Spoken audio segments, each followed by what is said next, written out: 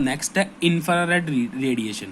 देखो आपने इसमें याद क्या करना है, देखो जो प्रीवियस ईयर में बार बार क्वेश्चंस आए हैं वो मैंने यहाँ पे इंपॉर्टेंट मार्क कर दिए और आपको मैंने सेंड कर दूंगा, ठीक है। और इसके अलावा आपको एक तो स्पेक्ट्रम का ये जो सीक्वेंस ध्यान रखना कि सबसे पहले कौन सा था, सबसे पहले गामा रेज, फिर एक्स रेज, फिर अल्ट्रा वायलेट रेज, फिर विजिबल रेंज, फिर उसके बाद में कौन सा था, इंफ्रारेड रेंज, उसके बाद में माइक्रोवेव और रेडियो वेव्स होती हैं। चार हमने पढ़ ली थी, अब इंफ्रारेड रेज हमको पढ़नी है। देखो एक तो यूवी रेज में मैंने एक चीज़ आपको बताई थी कि वो सन से आती है, उसको रोकना होता है। यूवी रेज कहाँ से बनती है, देखो अगर बहुत ही ज़्यादा गर्म है कोई चीज़ तो उससे यूवी रेज निकलती हैं, एक्सट्रीमली हॉट बॉडी से यूवी रेज निकलती हैं। और एक अगर कोई बॉडी नॉर्मल गर्म है, नॉर्मल सी गर्म है, तो उसमें से जो रेज निकलती है वो होती है इंफ्रारेड रेडिएशन। जो इंफ्रारेड रेडिएशन है या इंफ्रारेड रेज है, इसको हीट वेव्स भी बोलते हैं अपने। और ये हर बॉडी से निकलती है, मतलब जिस बॉडी के पास टेम्परेचर है उससे हमेशा हीट वेव्स निकलेंगी ही निकलेंगी, तभी तो वो ठंडी होती है कोई भी चीज़ है, ठीक है। तो मतलब आइस है ना, आइस वो 0 डिग्री सेंटीग्रेड पर पड़ी है, तो कैल्विन में बोलेंगे तो वो 273 कैल्विन है, तो उससे भी निकल रही है। लेकिन वो ठंडी क्यों है, क्योंकि वो रेडिएशन निकाल कम रही है, सॉरी निकाल ज़्यादा रही है, एब्जॉर्ब कम कर रही है, ठीक है। सॉरी उल्टा बोल दिया। जो 0 डिग्री आइस है, मान लो 0 डिग्री सेंटीग्रेड पे है, 273 कैल्विन है, तो वो क्या कर रही है, एब्जॉर्ब कम कर रही है, एब्जॉर्ब ज़्यादा कर रही है, एमिट कम कर रही है, तभी तो धीरे धीरे उसका टेम्परेचर बढ़ता जाता है, ठीक है। और कोई 100 डिग्री सेंटीग्रेड पे वाटर पड़ा है, गर्म वाटर, तो वो क्या करता है, एमिट ज़्यादा करता है, एब्जॉर्ब कम करता है, ठीक है। मतलब एमिशन सभी से होगा ही होगा, कोई ज़्यादा कर रहा है कोई कम कर रहा है, वो डिपेंड करता है। तो मतलब हीट वेव्स हमेशा सबसे निकलनी ही निकलनी है, जिसके पास टेम्परेचर है उससे हीट वेव्स निकलेंगी ही निकलेंगी। अब हीट वेव्स है, इनका यूज़ क्या होता है, देखो इसका यूज़ क्या होता है, सबसे पहले इंफ्रारेड सबसे इंपॉर्टेंट यूज़, जो आपके रिमोट होते हैं, रिमोट टीवी रिमोट हो गए, उसमें इंफ्रारेड रेज यूज़ की जाती हैं। सेकंड, अगर अपने क्या करते हैं सोलर कुकर या सोलर हीटर है, उसमें भी इंफ्रारेड रेज का यूज़ करते हैं। कि अपने क्या करते होते हैं, सोलर कुकर देखा हुआ ना, कि उसके ऊपर ग्लास की एक लेयर होती है, वो क्या करती है, इंफ्रारेड रेज को क्या करती है, कुकर में ट्रैप करती जाती हैं। तो इंफ्रारेड रेज का ही यूज़ करते हैं अपने सोलर कुकर में, इसमें, ठीक है। और ग्रीन हाउस इफेक्ट है, उसमें भी अंदर अपने क्या करते हैं, हीट जनरेट करनी होती है, एटमॉस्फेयर को बाहर के एटमॉस्फेयर से गर्म रखना होता है, तो उसमें भी हम इसका यूज़ करते हैं, इंफ्रारेड रेडिएशंस का।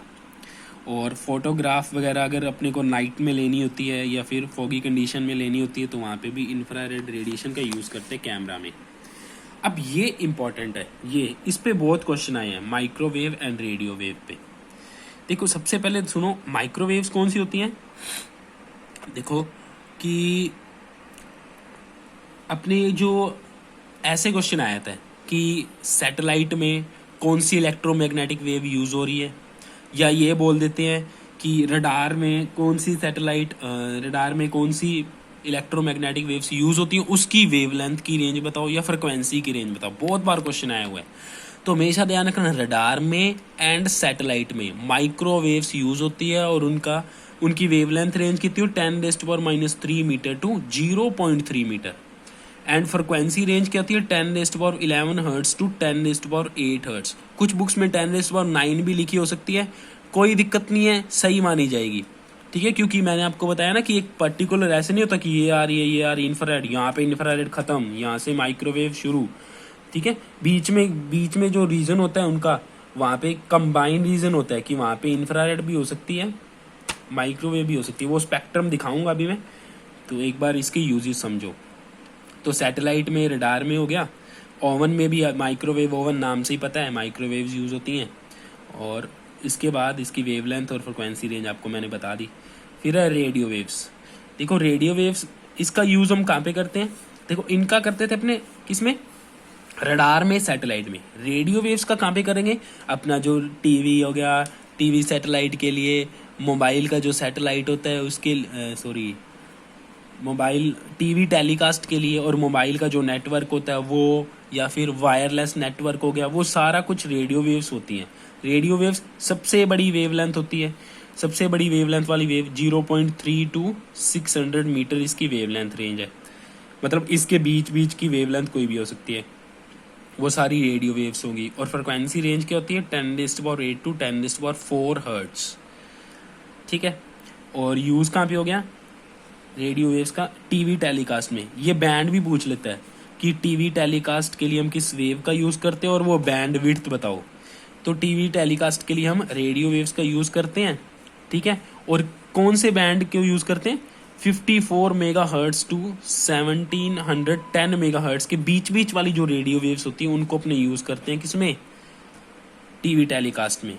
सिमिलरली जो सेलुलर फोन्स हैं, नेटवर्क्स हैं, वायरलेस कम्युनिकेशन है, उसमें भी हम क्या करते हैं, रेडियो वेव्स का यूज़ करते हैं। अब स्पेक्ट्रम दिखा देता हूँ कि स्पेक्ट्रम होता कैसे है। देखो, अगर अपने इसको स्पेक्ट्रम में शो करें तो कुछ ऐसा सा स्पेक्ट्रम अपने बना सकते हैं इलेक्ट्रोमैग्नेटिक वेव का। सबसे कम वेवलेंथ, अब मैं क्या कर रहा हूँ, नीचे नीचे जैसे जा रहा हूँ वेवलेंथ बढ़ती जा रही है। सबसे कम वेवलेंथ गामा रेस की, तो मैंने देखो यहाँ पे 2 लाइन्स मार दी, यहाँ पे एक लाइन मार दी, ये लाइन मार दी, यहाँ पे मैं क्या बोल रहा हूँ 10⁻⁴ मीटर टू 10⁻⁻10 मीटर, इसके बीच गामा रेज है, तो मैंने ये एरो से गामा रेज दिखा दी।